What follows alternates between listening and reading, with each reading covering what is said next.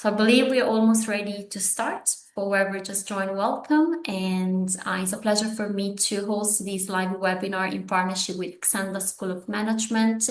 Today, we're going to talk about how artificial intelligence is shaping the future of global marketing. And connected with us, we have Javier Torres, he's the Director of Recruitment, and Professor Pedro Escalon is the Director of Marketing Program. So first, we're going to give you an overview of Acsenda School of Management, and then we're going to dive deep into our topic for today. Any question, we're going to take them at the end of the session, but feel free to drop them whenever you have one into the chat or the Q&A. Javier, I leave you the floor and I stay connecting, looking forward to receiving all the questions from the students. Absolutely, Federica, and everyone. It's a pleasure being here. Good morning, good afternoon, and good evening. My name is Javier Torres, as I was recently introduced. I'm the Director of Recruitment at Acsenda School of Management. Today, of course, you're going to be receiving very interesting and engaging information about our institution, our programs, opportunities, and much more. So that much more comes to how artificial intelligence is shaping the future of global marketing, which is one of the fantastic topics that my colleague and our program director, Pedro Escalon, will be presenting to you. So about Acsenda, we'll obviously cover that section. But before we get into details, it is important to mention where we are located. We're actually located on the west coast of Canada. The city is Vancouver, as we mentioned before. And Vancouver is such a gorgeous and beautiful city that provides not only the scenery, but the fantastic and heartfelt welcome that Canadians and Vancouverites usually provide to international students. So you as a potential and eventual student of Acsenda will have a fantastic time here with us and in the city. And it is built as an academic hub for many institutions and many students around the world. And Canadians love to hear about international students, their experiences, their beliefs, and it becomes a cultural exchange. So about Acsenda, as I mentioned, we're located in Vancouver. We provide two major programs. One of them is the Bachelor of Business Administration that we're going to be seeing in a little bit, and the Bachelor of Hospitality Management. Both programs have fantastic opportunities, both academic, experiential, and work-related opportunities, of course, networking opportunities. So we'll get into details in a minute, but before we get into that, it is important to mention and provide information about how many students we have in Canada. And it's estimated that about 1 million students are currently studying in Canada, which makes it very, very attractive for many students around the world in terms of the safety of the city, in terms of the connectivity that we have in Vancouver. It's very, very easy to go to point A to B. So you guys will find it very interesting. Acsenda has been in existence for over 20 years, and we have about close to 2,000 students. So you're going to find that it's a very personalized type of experience, that you're going to have a lot of instructors providing extra support to students and guiding students throughout their academic studies, which makes it very, very interesting, and especially for international students. At one point, many, many years ago, I was an international student, and that was one of the main factors that I actually liked about the institution, which is basically being able to receive that true connection with your instructors and staff members. So that's what you're going to find here in Acsenda. In terms of benefits that we're going to get into in a little bit later, you guys are going to be able to study and work. That's actually a benefit that is provided by the Canadian government to students that are excelling in their academic programs. So it is important to mention that academic programs and your studies become your priority, and an added benefit would be being able to study and work. Just to give you an idea on the salaries and compensation for work, it's about $20, 20 Canadian dollars per hour. And another good benefit of the institution provided by the Canadian government is that upon successful graduation, you will be able to access, or apply rather, for a 3-year work permit that will obviously give you 3 year of work rights in Canada. Right now, you're seeing our Bachelor Business Administration, which different concentrations. So we have different concentration areas. We have 8 different areas. So you see accounting, financial management, human resources, international business management, management information systems, marketing management, which is the area or the concentration that is overseen by Pedro, real estate management, which is a fantastic concentration as well, and general business management. In terms of our Bachelor Hospitality Management, which is the second program that we wanted to showcase and present today, this program itself provides a 6-month paid internship. It is very important to say that both of these programs are 4-year bachelor degree programs. In occasion, we have students who have completed previous university level work at other institutions. So we could coordinate a credit transfer assessment. So basically, we would look into the courses that you've taken and determine through our admissions department how many of those courses can be transferred in. In order to do that, we have to make sure, or our admissions team will have to make sure that the content it's 80%, at least 80% similar to what we have in our curriculum. So going back to the program itself, the Bachelor of Hospitality Management provides a fantastic opportunity, which in this case is not only the training that you'll receive, but a 6-month paid internship. So what is this? What does this do for you? So basically, you'll have built into the program 6 months where you're going to be able to apply your knowledge at whether it's Hilton, so Hilton hotels, we have a very close relationship with them, where you're going to be applying your knowledge at Hilton hotels for 6 months, for instance. And of course, we have other companies that are relevant to the Bachelor of Hospitality Management. On top of this type of opportunities, you have networking opportunities. So every single concentration area takes you to field trips. And these field trips are meaningful in the sense that they're academic centered and they're connecting you as a student with the different industries that are in Vancouver and obviously relevant to your area of studies. In terms of the intakes, you're seeing that on your screen. So we have 4 different intakes. That is January, April, July, and October.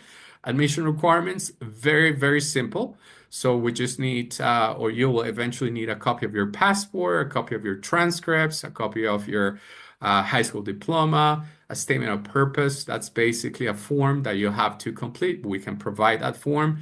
And English proficiency. That is an exam that you'll eventually have to take. I'll show you more details in a minute and let you know what that is all about. Precisely. So this is what we mean when we say English proficiency testing. So you see here different options. One of the preferred options for our applicants is the IELTS academic. Many of you are familiar with this test. So basically the idea or the intention here would be for you guys, for you as an applicant to be able to access a 6.5 grade on your IELTS academic and no band, no section below 6.0. In case you have a lower grade on that exam, so we can take IELTS academic again, 6.0, no band below 5.5. In case you want to take other tests, you have a list here that we can provide you with the full details. You just have to drop us an email. We'll give you the contact information later in the presentation. All right, let's go to the next slide. Some of you may be joining us from some of these countries listed here. And what it is and what this means is basically if you are joining us from, say, Singapore or the Philippines, you will not be required to take one of those English tests that we were speaking about a minute ago.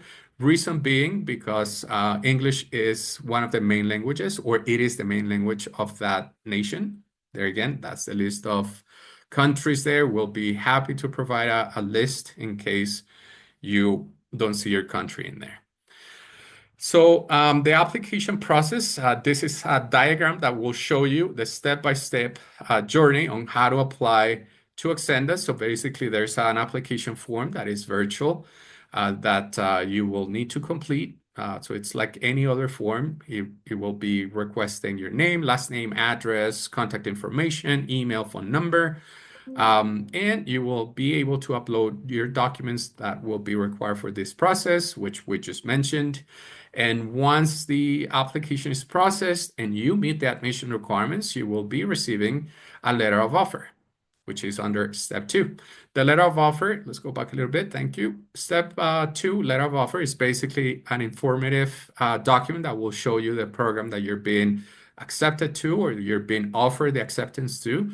And it will provide information relevant to the term in which you're going to be starting, the tuition deposit, next steps, and other important information. So if you decide to accept that offer, you will have to sign the offer. You'll pay the tuition deposit, which is 7,000 Canadian dollars. And you send that information to our admissions department. They will process the letter of acceptance, which is another document that you will eventually receive for your study permit process. And right after that, you'll be receiving information on how to apply for your study permit.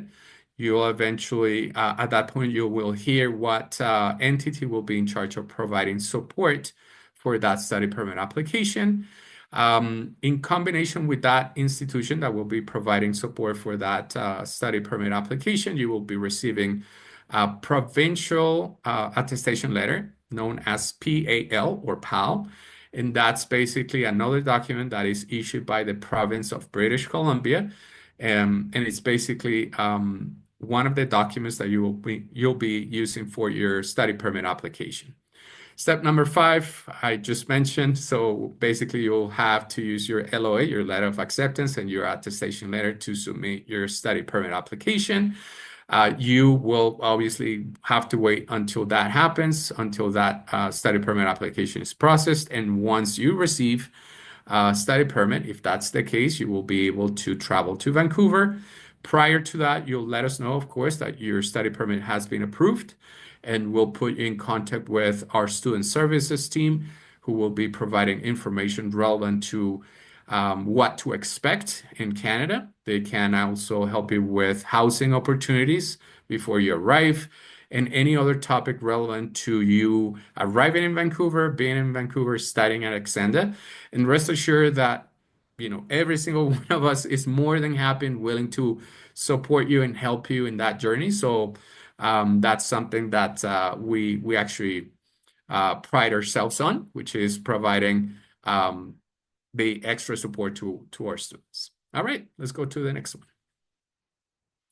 So this is a very important slide. It actually speaks about 93% of our graduates are able to land a relevant position in their field of studies within 3 months. So this is fantastic in terms of you being able to access a office job, if we want to call it like that, 3 months after graduating. And how do we do that? So basically, we as an institution, usually once a year, we bring a good number of institutions, and they are here to provide a career services opportunity in terms of we do not only bringing the companies on site, but you guys will be prepared on how to write a resume, how to behave during an interview, what to say, what not to say. So you'll be coached, sorry. And then you'll eventually have the opportunity of networking with these companies and applying to any position that the companies have. So among relevant and maybe known institutions, we can mention American Airlines, we can mention the Vancouver Port Authority. So many different companies will be coming to Acsenda. They usually come and they stay with us during a session once a year. And you guys will be able to understand what they do, network with them, and apply to the different positions that they have. All right, so in terms of support to international students, as I briefly mentioned, we have a department that is called Career Services under the Student Services Division. And this department can help you to coordinate job search, career fairs. That's what we host, and I briefly mentioned. And basically, they will be providing coaching sessions in terms of how to apply, where to find those jobs, and so on and so forth. So RISIAS, so basically, RISIA is someone that can provide information on immigration relevant matters. So if after you have arrived in Vancouver and you still have some questions about maybe the duration of your study permit or any IRCC, which is immigration relevant questions, you can get a hold of these professionals. And I've seen cases where prior to applying to your study permit, you'll be able to connect with these people, ask them questions, but just keep in mind that they will not be able to help you apply for that study permit. That will be a separate process that we'll have to follow.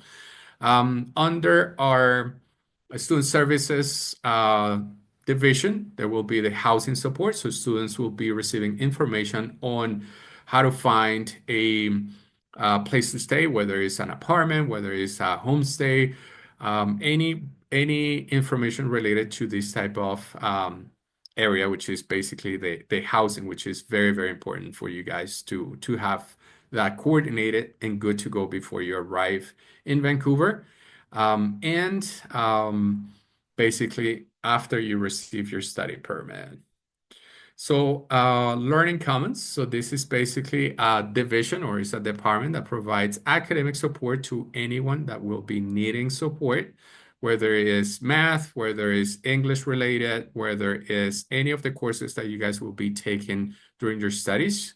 Rest assured that you'll have the support of Learning Commons. They will be assigning a tutor or an ambassador, which is a senior student of Acsenda, to provide support to you. So you're not going to be left alone. You're going to be guided throughout your studies, and you will always have a point of contact. Our interest as an institution is to make sure that our students are succeeding in their programs. Okay. Pedro, this is your section, so I'll pass it on. And just a small comment before Pedro starts, I've been seeing some comments here in terms of the certification. So will I be able to receive an attendance certification for this session? The answer is yes. So rest assured that you guys will be able to access that document. That's not a problem. All right, without further ado, I'll pass it on to Pedro Escalon. Pedro? Good morning. Thank you, Javier, Federica, and Marla. Good morning to everyone. Good afternoon, good evening. I know that we are living in different places as of now, right? And really, it's very important, and it's really we are very happy to be with you here today. Before we get into the topic about how artificial intelligence is shaping the future of global marketing, let me tell you that we're living in one of the most transformative moments in the history of marketing. Marketing has been evolving from time to time. The marketing that we used to have back in the 1980s is totally different than the marketing that we have in 2025. Another concept that we have to take into account is that artificial intelligence is no longer a futuristic concept. Artificial intelligence is with us now.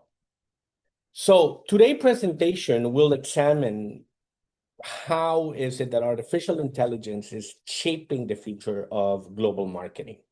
How is it that it contributes by enhancing consumer insights, by improving decision-making, and by redefining strategic practice. So these are the topics that we're going to be covering today in this presentation.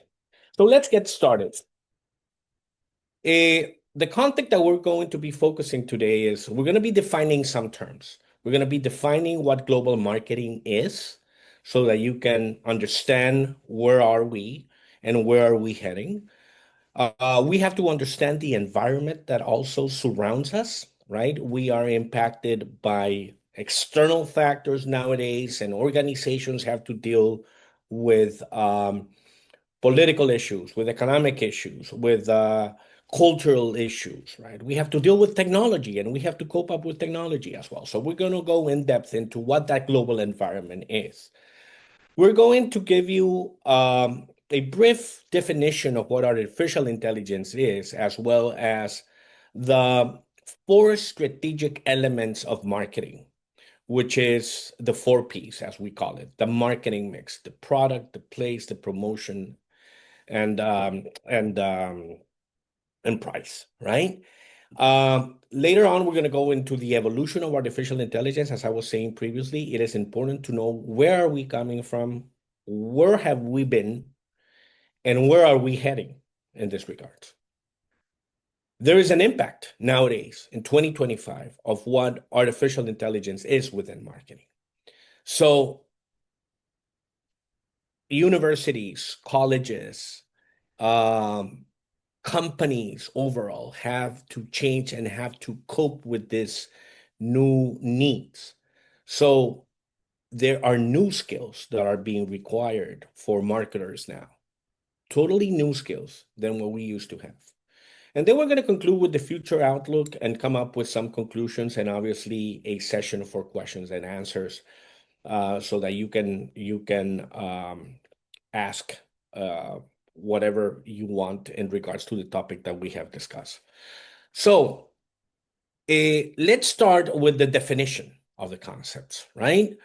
Marla, please. So global marketing is the process of planning, the process of pricing, promoting, and distributing a company's product or service across national borders in order to meet and satisfy customer needs, customer wants in different countries and different cultures.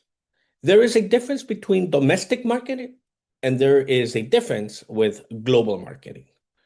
And that's something that within our international marketing courses, we define.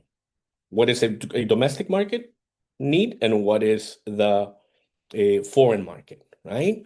What is the domestic marketing strategies versus what are the global marketing strategies? But literally what makes this difference is the approach. The approach that we're going to be having, understanding that we have different cultures, we have different consumer habits, that we have different consumption patterns. So we're going to be analyzing that.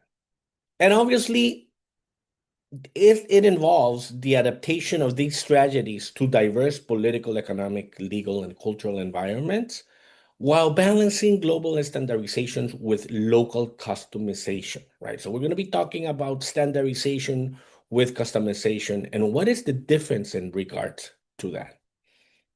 Next one, please. So as I said, we live in a global environment. As a well-known economist, Thomas Friedman states in his book in the late 90s, early 2000s, the world is flat, which means that we live in a globalized environment. Globalization has been a concept of integrating markets. It has been a concept of integrating nation states and obviously integrating technologies to a degree never witnessed before. Some countries, as you know, entered globalization processes earlier than others. So that meant that they had an advantage in regards to globalization. Other countries came later on, but they were part of those supply chains and were part of those visions that were being embraced.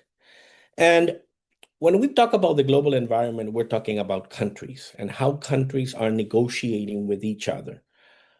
And because of this global environment, we had the creation of the European Union, right? And which was signed in 1992. The creation of the North American Free Trade Agreement back in 1995. The creation of Mercosur market in South America back in 1995. And along with that, we had several other countries coming up with free trade agreements and negotiations in order to pursue a market that could be more easily to attain, right? So that was the context that we have back in the 1990s, where companies became to have or willing to have opportunities in reaching new markets. So it was not only the domestic market, but now it was the global market. Next, please.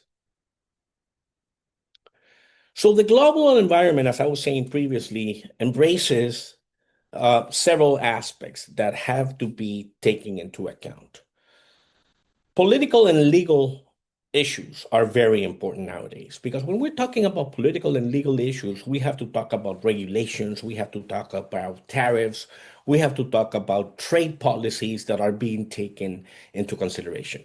And the final decision in this aspect is done by governments. So, for example, governments are in charge of imposing import taxes, right? Or they are responsible for eliminating barriers, right? So, import taxes can affect, as you know, the product pricing. Local laws can also may require product modifications, right? Nowadays, we have nutritional facts in goods that we tend to consume on a day-to-day basis. So that has to be, in a way, monitored and has to be standardized worldwide. Okay, so political and legal environment is critical, and it's important to understand in order to compete in this dynamic world that we have had over the past years. The second element is economic, right? We have to evaluate the economy of the different countries that surrounds us. We have to evaluate currency exchange rates. We have to evaluate inflation. We have to evaluate interest rates. We have to evaluate income levels that are impacting purchasing power, right? So when we're dealing about the pricing and the market potential, obviously we have to understand that we have countries that have different purchasing powers, okay? So just to give you an example in regards to what this means is like a strong domestic currency like the euro, right? Or the US dollar or the yen, Japanese yen, are considered strong currencies, right? So obviously by having a domestic currency that is strong, make exports more expensive for other countries. Okay, so that's something that we have to keep in mind. Once again, we're talking about purchasing power, we're talking about prices. Okay, one of the basic elements that we have discussed previously in the product, in the pricing, in the promotion strategies that marketing is about, and the place or the distribution. The other important aspect that we have to analyze in the global environment is the social cultural environment, right? Again, we are countries who have local values, which have different lifestyles, traditions are shaping the way that consumers behave or that consumers purchase, right? And advertising styles and product packaging may need cultural adaptation to go to a different market. Sometimes names and brands have to be changed in order to comply to that particular need related to social cultural issues. Okay, so understanding the culture, understanding religions, just understanding beliefs is something that the global environment has to look at. Technology, this is one of the most important ones. Coping up with technology. How are we going to be adapting to changes, right? Like digital adoption, like e-commerce platforms, artificial intelligence, right? As the main topic of this discussion is about. Mobile payments, artificial driven personalized marketing campaigns. These are factors that have to deal with the technology. We all know that we have um, high income countries and low income countries. And probably the technological aspect may not be the same from a developed nation in comparison to an underdeveloped nation, right?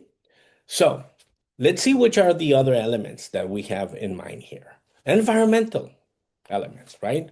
Where sustainability and climate impact are influencing the brand image and consumer choices nowadays. So companies have been gearing their strategies into making more eco-friendly packaging or using renewable energy initiatives within production in order to comply to the standard elements that are being required from corporations. This is something that is totally new.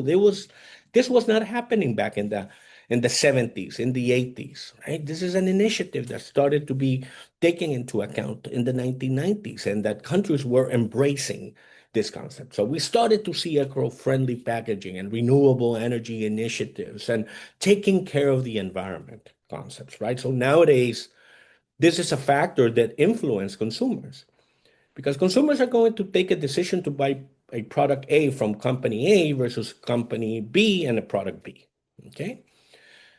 The other aspect is competition. We do not only have local competitors, but now we have global competitors, right? That are influencing the different strategies, that are influencing the way that we're going to set up our prices, the way that we're going to distribute our products, the way that we're going to be positioning ourselves, right? So if new competitors come into this environment, obviously they may require faster innovation. They may require more direct promotional campaigns, right? They will require a, a more targeted strategy in order to comply to the needs and wants that their consumers are demanding and that the competition is not taking into consideration. And finally, the distribution structure. What are the channels of distribution, right? How quickly I can reach my customers at the less time possible, at the less cost possible, right? So distribution is about logistics, right? It's about a supply chains. It's about how can I get to the market as soon as my and compared to my competitor, I have to be there first, right? So online versus traditional retail has changed, right? The traditional retail way that we used to have back in those years is changing, right? Due to these technological changes, right? So everyone has gone online. And the pandemic, the COVID-19, represented an opportunity in order for these online platforms to become usable and feasible during this particular period that we were staying in our houses, right? And this became a major tendency that worked out really well. And now it has become a more standardized strategy. So that's the global environment that we are living. That's the global environment where marketing is. So the four P's in global marketing, the product, the price, the place, and the promotion, as I was saying previously, is not done domestically anymore, right? Because if we go back in time, corporations, either small, medium, or large corporations, were focusing themselves in that local market. But those companies, those small companies later became medium-sized companies. Those medium companies became large corporations, right? And there was the opportunity, because of globalization, to become more international. So the strategies have been focused into really understanding where is the product going to be produced? Where is that product going to be designed? And where is that product going to be sold, right? And where the product is going to be selling. So that's number one, right? In regards to the product. Global versus local design, okay? The second element is the price. So obviously we have to adjust to the different purchasing powers that we have. We have to understand that we live in a world that is extremely complex, right? And that we are not the same, right? We are not the same in regards to this particular topic of income. There are differences. So companies have to adjust and they have to update their strategies in order to adjust to that purchasing power. They have to adjust to taxes that are being utilized in different countries, in different regions. And companies have to deal with new competitors, right? So that will be impacting pricing strategies. The place, right? The place is the location where you are doing that business. Is it going to be through physical retail strategies? Are you going to have stores, retail stores? Are you going to have only distribution centers, and you are going to be using your own warehouses to supply the goods from there to your final customer?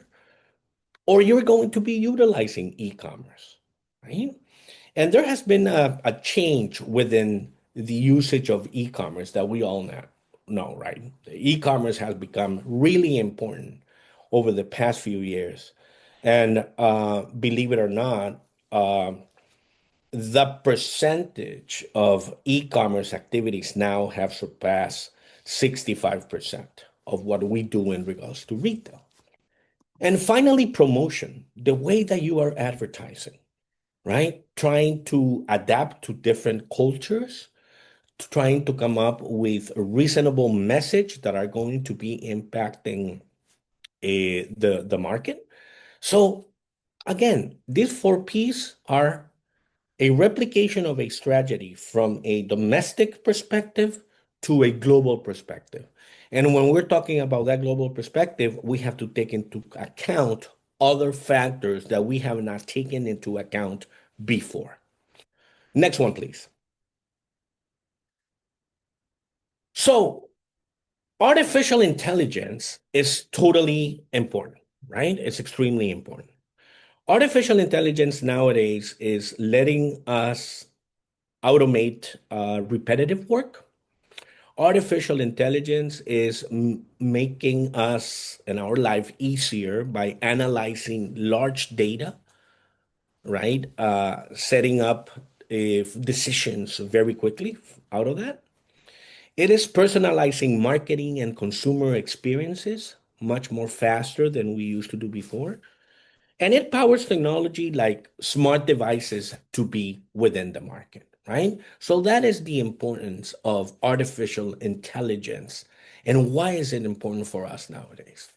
As I said previously, we're going to go to a chronological stage so that you can see where are we coming from and where are we heading and what do we need. As I said previously, 1980s were recognized for mass marketing strategies. Companies wanted to replicate their domestic approach everywhere, right? So the main focus during the 1980s was brand building, mass appeal, right? And international brand expansion was taking place, right? So we were in those early stages of international marketing. If we get to see the 1980s and 1985.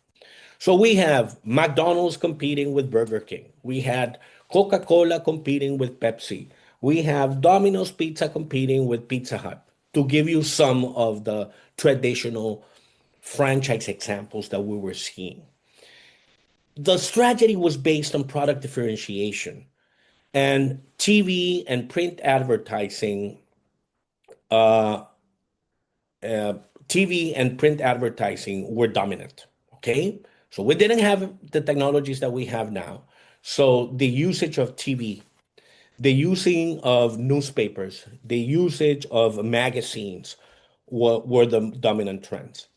So we could see mass media campaigns on TV, radio, billboards. We could see market segmentation was started to beginning into evaluating demographics, psychographics, and global brands started to be thinking in a more international perspective, as I was saying previously. So moving towards the 1990s, that mass marketing and that early stages of international marketing were beginning to become more mature, and marketing had to change into more about a relationship marketing. So services became important, right?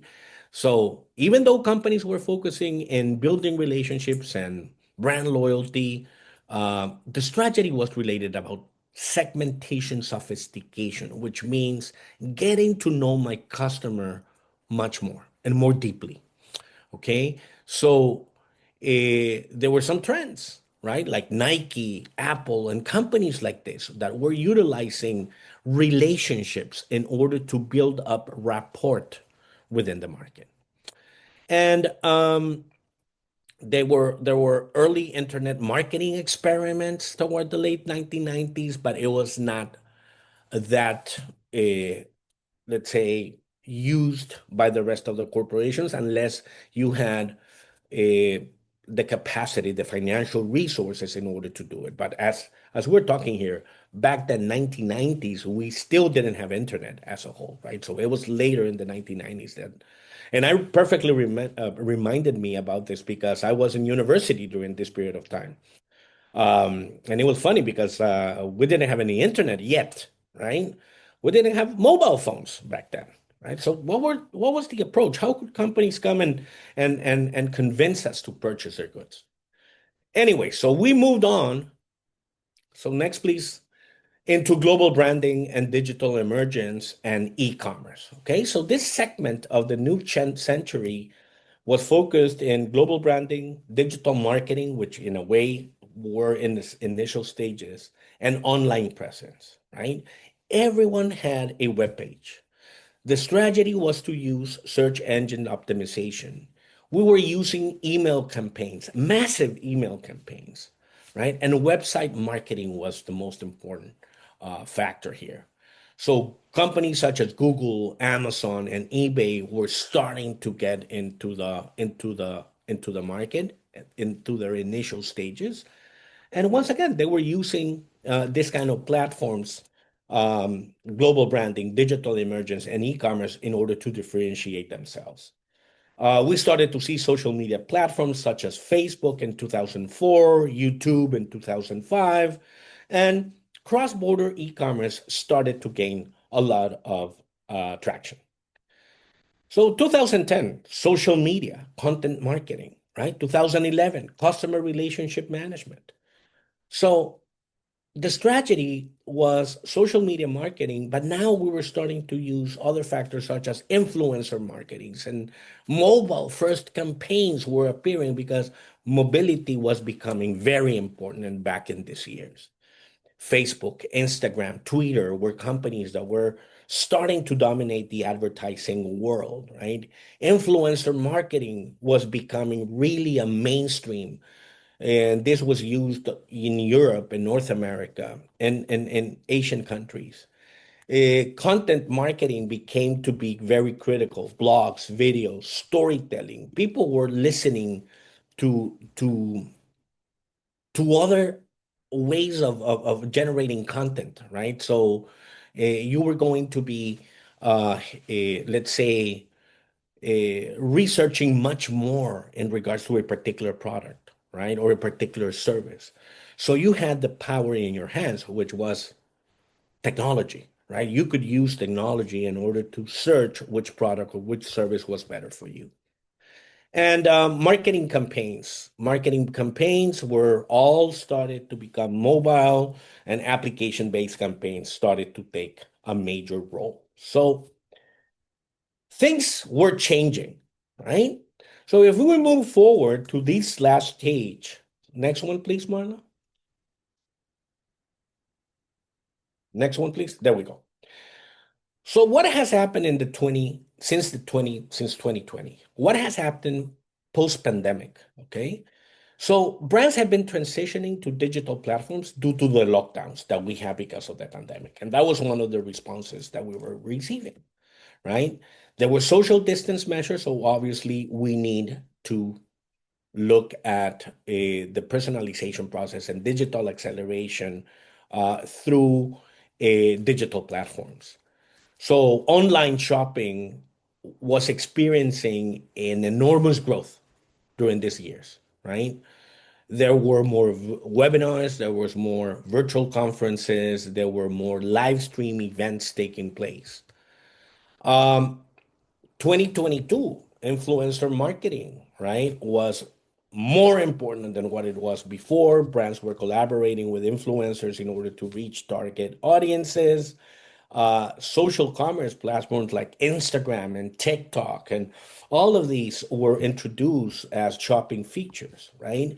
And we had the adoption of some important concepts that were starting to become very critical, like augmented reality, right, became really, really, really critical for product demonstrations. And virtual reality became very attractive during this time, right? So these were like mechanisms that companies were using in order to become more competitive. Consumers were demanding more eco-friendly practices. Do you remember that we were talking about sustainability and eco-friendly products? Well, this became a major practice through the years because we were coming up from a pandemic. So we have to be more health-oriented now. The approach has to be different. So smart speakers became crucial, right? So there was a voice search optimization. There was a data privacy issue that was to be taken into account. As we moved on through the years, we started to have more artificial intelligence now getting into the role that marketers were utilizing, right? Like advanced analytics and community building, predictive analytics, where we had to utilize forecasting trends in order to analyze our consumers, right? Community engagement in order to have brands being, let's say, promoted through these platforms. A more interactive content where we have the increase of polls and interactive videos in order to engage audiences.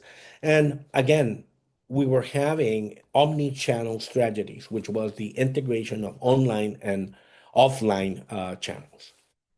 So what do we have now? So we have an AI-driven personalization evolution that has been taking place. And ethics have become really important, ethical marketing. So now we have tools like ChatGPT, we have Jasper, we have some Copilot, we have so many artificial intelligence tools out there, right, that are helping revolutionize content creation, right? We have hyper personalization concepts, right? Because we are utilizing more advanced algorithms in order to deliver tailored content or recommendations in real life. And most importantly, the ethical marketing component, right? Brands are emphasizing on authenticity. They're all focusing on diversity and social responsibility into their campaigns. So that's the marketing that we have seen and that we are headed towards. Next one, please, Marla. So what is the impact of AI in marketing? Well, AI is definitely making a transformative role, right? It's playing a transformative role.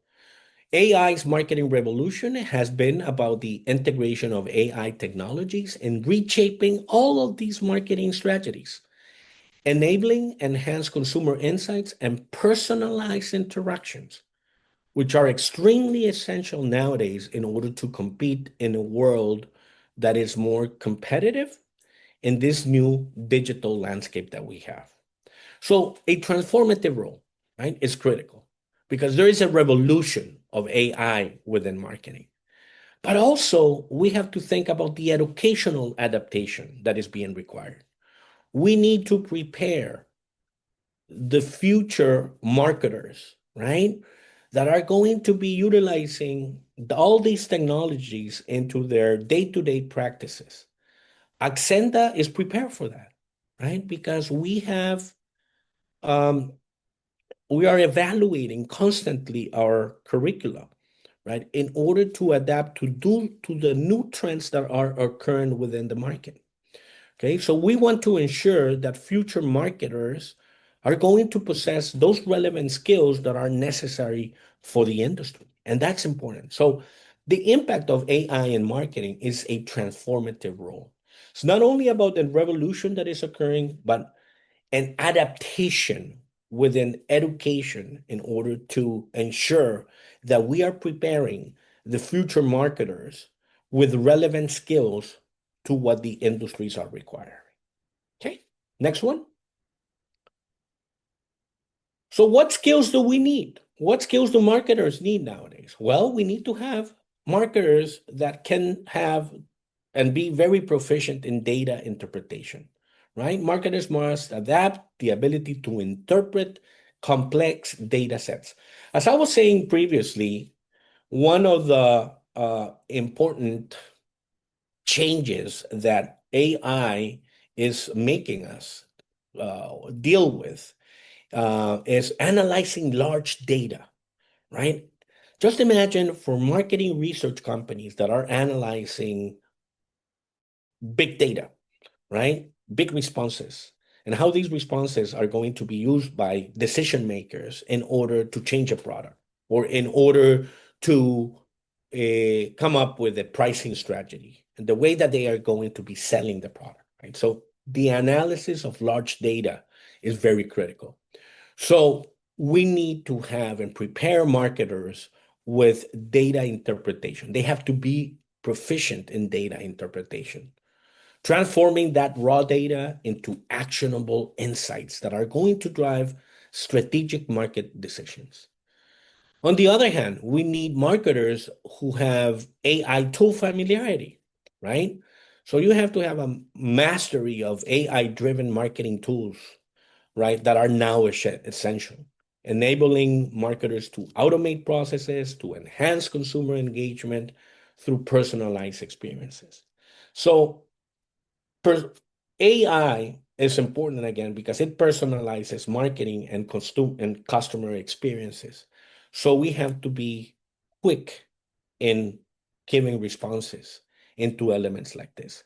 So once again, this is a topic that is going to be really critical in regards to the skills that marketers are going to be required to have. Next one. So what's the future outlook? Well, we have to be more engaged with AI, right? Future marketing strategies are going to increasingly use AI to create real-time adaptive consumer interactions, right? So companies, through their customer relationship management, they want to deliver responses immediately, right? So AI is being utilized for that. And this enhancing engagement is going to be through tailored content and personalized experiences. So marketing nowadays is more one-to-one than ever. Okay, and this is something that I would like you to keep in mind. Marketing nowadays, because of AI and the new technological changes, is one-to-one more than ever. And the second concept that I want to make emphasis on that is very critical is the ethical AI implementation, right? Marketers have to prioritize ethical considerations, ensuring the transparency and accountability in data usage to maintain consumers' trust and foster responsible marketing practices. So if we are not able to prepare the future marketers in regards to ethics, we are not going to go anywhere. Ethics plays a very important and crucial element in regards to the implementation of those new strategies that are going to be required. So this next, please, Marla. So as a conclusion, I would like you to leave a message with you.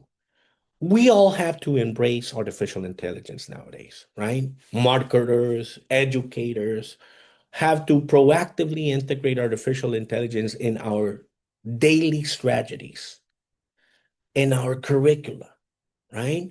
We're going to be fostering innovation and adaptability in order to meet evolving consumer expectations. Consumers are demanding, right? And we have to cope up to those expectations.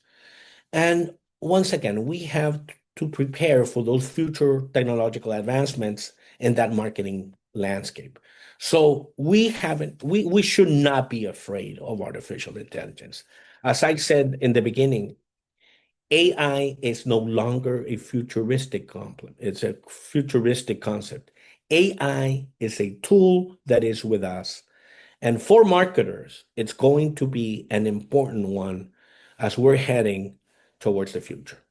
So thank you very much for your attention. If you have any doubts, please, or any questions, please send those questions on the chat, and we'll see how we can answer them to you. Once again, thank you so much. Absolutely. I wanted to thank Javier and also Pedro for the presentation. Javier, actually, thank you so much because you did a great job answering some of the questions of whoever is connected.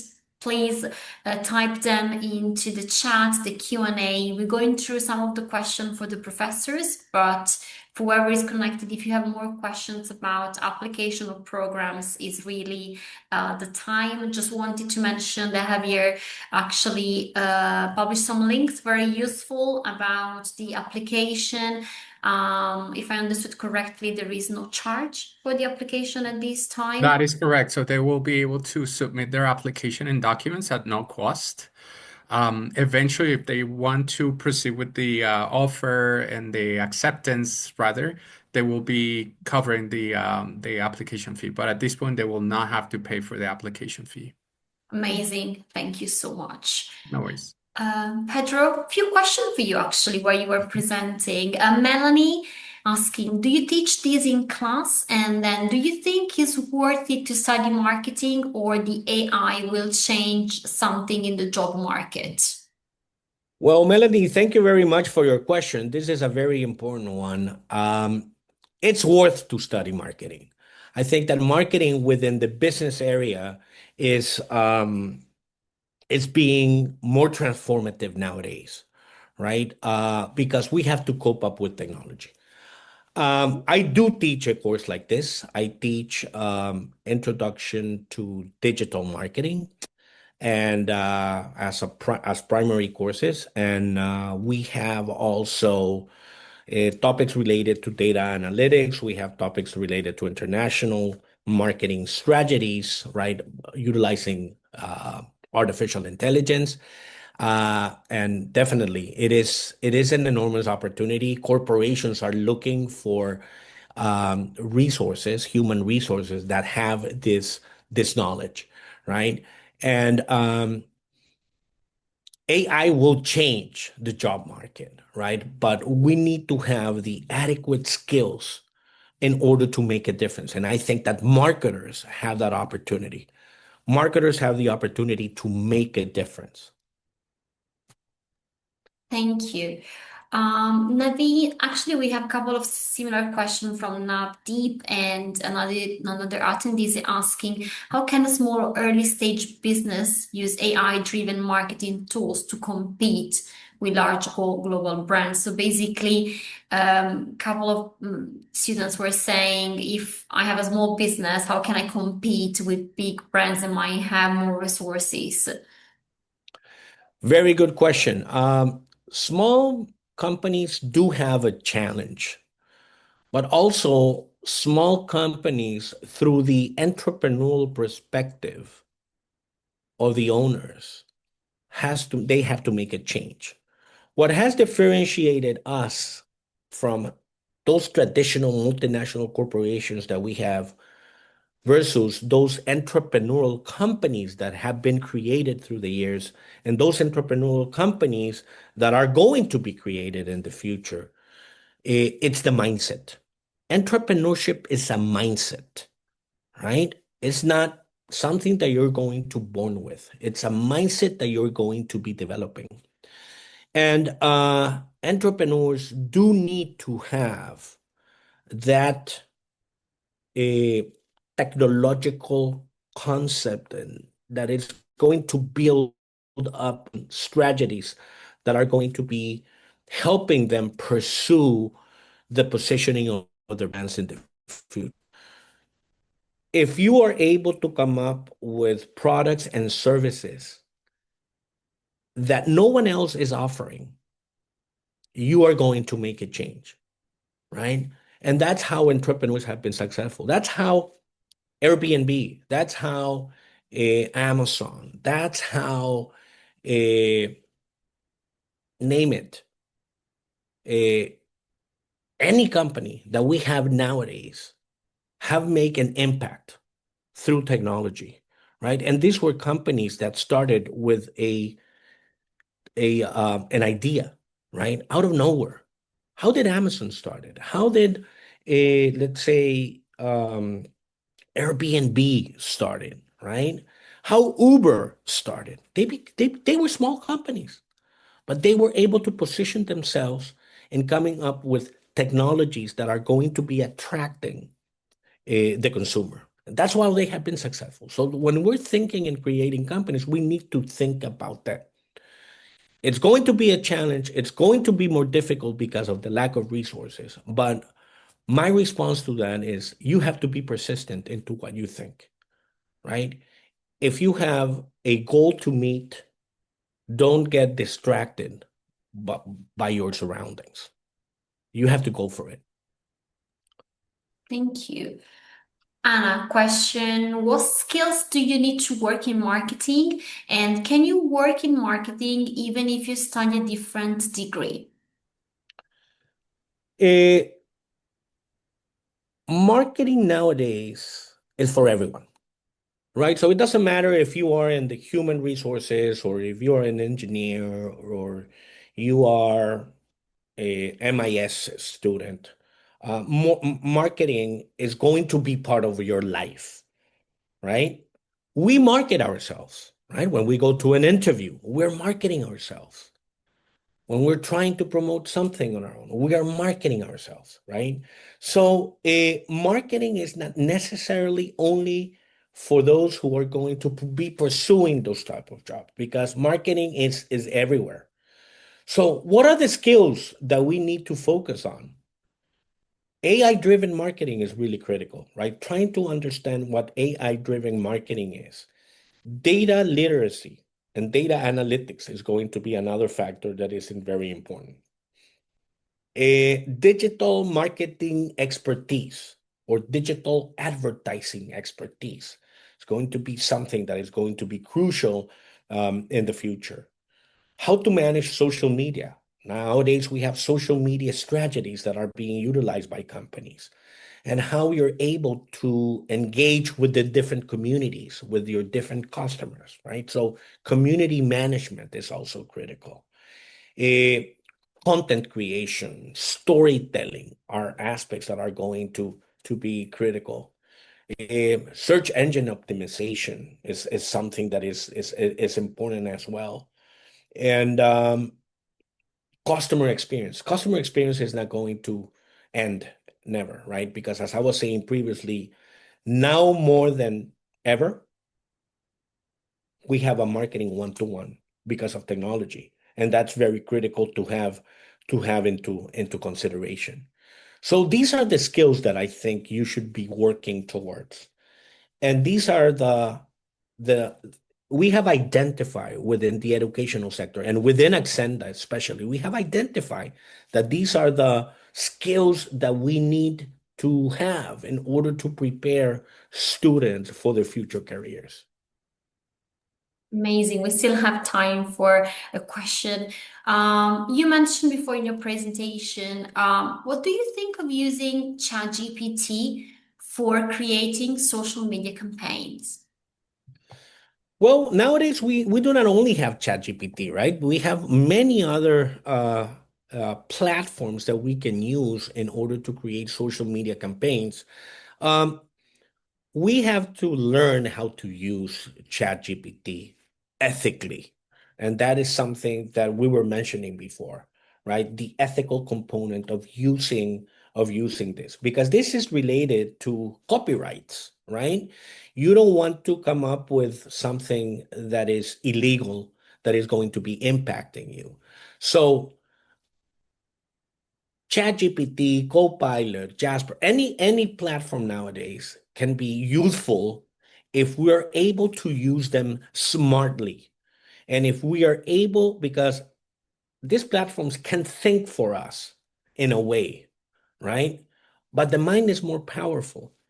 They can be those inputs can be used as a base, but then we'll still need the individual's perspective in order to come up with positive deliverables. So I think that even though we can use ChatGPT for creating social media campaigns, we have to be really aware that there is an ethical situation that we have to deal. Intellectual property is going to be more critical than ever. So we have to take that into consideration. Many thanks. They're asking us, so in this case, I have skills in networking, I have experience in sales. I'm actually studying for a master. So somebody's already studying for a master's degree. They're asking if I want to start my entrepreneur journey, and my career in marketing, is this still possible? And what skills do you think I need to focus on? As I said previously, Ajay, networking is extremely important. It's a characteristic that individuals have, right? Networking and that relationship on a one-to-one base with consumers is always going to be important. It's very critical to keep that personal component still alive, right? And that for me is not going to change. So if you have a skill in networking, right, and you have had skills dealing with sales or with customer service, having that one-to-one, looking at the eye perspective with customers is really important, right? It's a blessed skill that for some people is very difficult to pursue. It's something that you have to learn based on experience. So as I was saying, customer experience, sales, marketing one-to-one, networking, socializing. It's critical within marketing. It's one of those characteristics that have to be there. And as I said, these characteristics can be built on, right? So we are not born with these skills. We have to work on them based on experience. So if you want to start an entrepreneurial journey, and you want to start a marketing career, I mean, obviously it's possible to have skills like this, but being customer focused, honestly, is extremely important beyond everything else that we have, right? Customer focus is really critical. Trying to understand what the customer wants and being able to visualize or forecast what can the customer will be demanding from you in the future is critical. So doing the adequate research, having the adequate feedback, having the adequate adaptation to the needs is going to be extremely important. Perfect. Beckley has a question. Philosophy undergraduate engage in marketing. What's your opinion on this? As I said previously, I think that anyone from any background can engage in marketing. Philosophers, sociologists, psychologists, MIS students, human resource students, anyone could exactly do this, right? Marketing is a tool that we all used in order to engage with people, right? And there's always going to be a philosophical concept behind the marketing. So that's very important, right? Philosophical concepts or sociological or psychological concepts are going to still be very critical in the way that you can launch strategies for particular group of customers that you have. So it doesn't matter what the background is. Marketing is for everyone. It's not particularly for some people. Marketing is for everyone, right? And marketing is around us every day. So what I can probably conclude saying is that, again, AI is no longer a futuristic concept. Marketing is not something that is way, way, way ahead of us. Marketing is within us, and we have to embrace it. We have to embrace it no matter what educational background we have. Everyone can do marketing. Perfect. Thank you so much. Thank you so much for this presentation and for this conclusion. I actually wanted to thank our speakers and all of the students connected for their question. I might wanted to ask Javier if there was anything else that you wanted to say to the audience or any sort of deadline or link that you wanted to share. Leave you the floor. Absolutely. Thank you very much for that. So just to, as we've been chatting, I've been chatting with a couple of the attendees here, but it is important to note that Acsenda School of Management does have a grant system. So basically, students who apply will be basically receiving a grant from us, which is $300 per course, which could become 12,000 Canadian dollars, 12,000 Canadian dollars, which is a good amount of money that can go towards their education. And I've been leaving some contact details so they can, feel free to reach out to us through WhatsApp, email, and we'll be more than happy to assist them. Perfect. Really, thank you so much, Pedro. I don't know if you want to comment on anything, encourage students to take the marketing route. There is one more question over here that I would like to answer, and Sure.